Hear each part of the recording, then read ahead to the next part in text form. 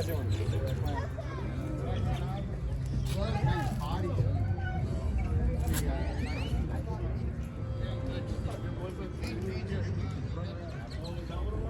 It's so bright. That's, you know. The XO1. Well, here, you're going to need another hand. Hey, thank y'all very much. Thank you.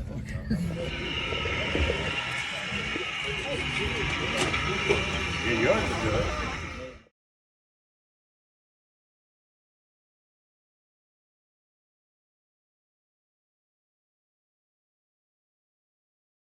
All right, guys, I just got home. Well, I've been home for a few hours, but yeah, it's Monday.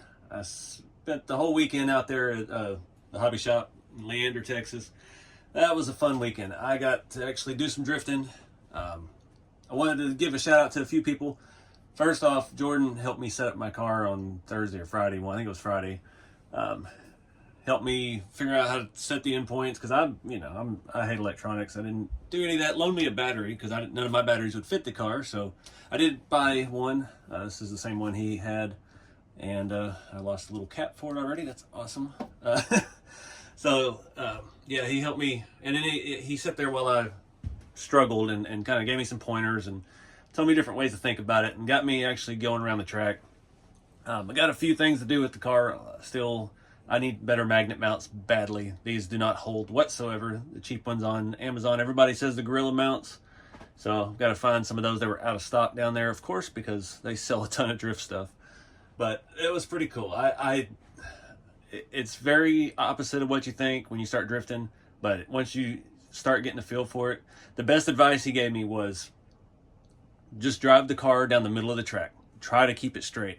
And as it starts walking the back end out, you start to ease into learning your gyro and learning how much the car is going to pull back and how that's going to affect.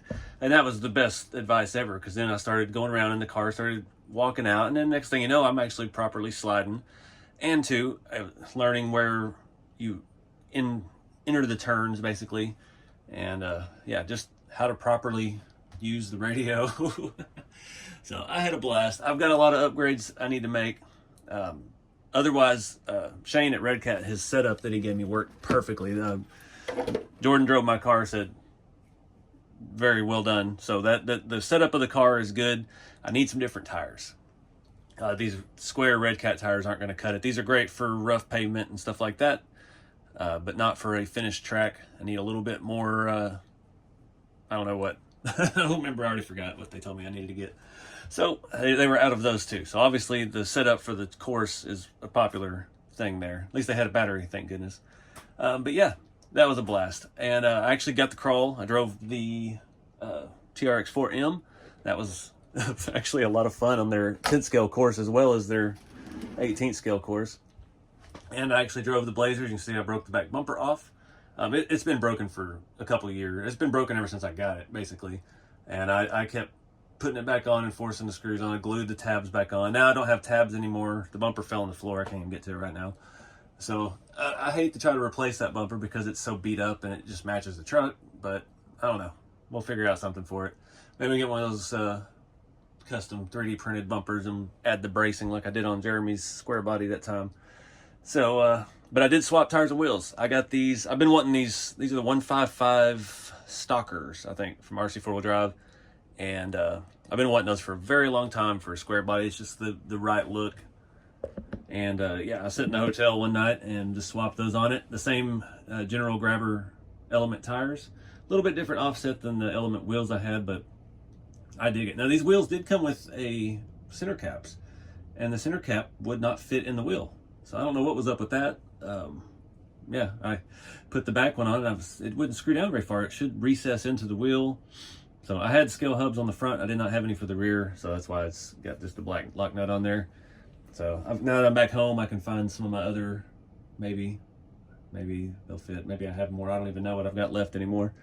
But anyway, yeah, got to drive that. Finally test the Blazer out. And yeah, that motor and servo is so nice in there. It actually, I'm kind of spoiled even more since I put the Raw 500 in the Scottsdale. This, I think that's a triple, no, that's a 422 HD that's in there. And it's like, man, I went to 500 and everything now, but I can't quite afford that. So I had a great time. Got to hang out with a lot of cool people. Did swap meet. Didn't sell a whole lot of stuff. I was trying to get rid of a lot of stuff. Just things I don't need anymore. You know, a Bolink car and stuff that's, you know, not really popular. So I didn't do as good as I did last time down there selling stuff. And I didn't have any kits, the Rat Rod kits. So yeah, but it was cool. Got to hang out with a lot of folks and just, yeah, experience a weekend there that was crazy. They had their Christmas parade, and the hobby shop actually had a float in the parade, and they went driving cars down through the parade. I skipped that and just stayed on the drift track while it wasn't as crowded, because when you're a rookie, you don't want to get out there with all those pros and cause a pile up. So I got to do it again Sunday evening. A lot of people left early. Everybody had to get back to home and go to work the next day, and got a little bit more practice in. So, but I'm having a problem with the radio. Of course, the endpoints won't stay set right, so got some tweaking to do on that. But anyways, thanks to them for having me down. I had a fun weekend, just kind of get away, and I didn't do anything but RC. I sat up one night and watched a marathon on the History Channel, and slept in every day, and went and drove tiny trucks and cars. So can't beat that with a stick. But you guys check out your local shops. There's a lot of this stuff popping up. Drifting is huge now. Even like the 1RC racing, that's popping up at a lot of shops now. The oval course and things like that, mini Z's, just anything to get out and do something fun with the hobby, like I always say. So I'm gonna wrap it up, quit rambling. I got to get some products on this website and try to make a living here. So check out rceveryday.com if you're looking for a Rat Rod kit. And yeah, keep it scale. I'll see y'all in the next video.